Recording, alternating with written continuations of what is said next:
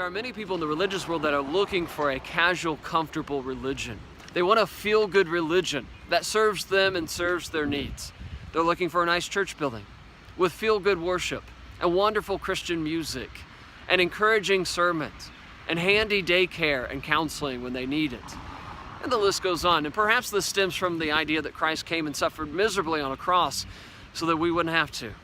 That he promises those who follow him health, wealth, and prosperity in this life. But that is far from what Christ promises those who follow him. Turn over to Matthew chapter 16 with me. In context, Jesus has been telling his disciples he's going to go to Jerusalem, he's going to suffer and die. And Peter didn't like that idea. A dead Messiah was a failed Messiah to him. And so Peter rebuked Jesus. But Jesus taught his disciples this teaching here.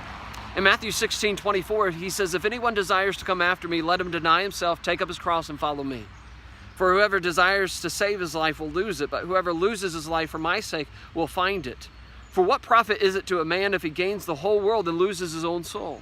What will a man give in exchange for his soul?" And so look at what Jesus says that a disciple must do, one who follows him.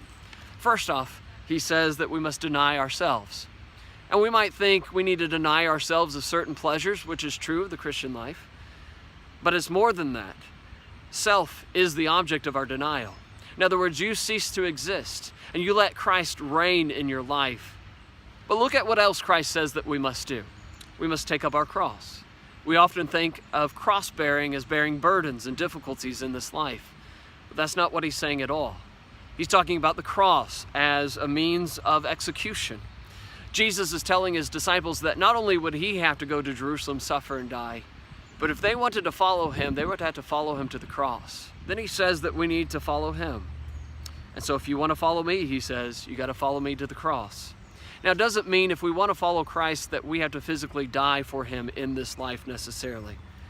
But he's saying that the Christian life is not going to be easy. It's not going to be all lollipops and unicorns. He's not promising health and wealth and prosperity. He's not promising happiness and fun. He's saying it's not going to be easy. In fact, it's going to hurt sometimes.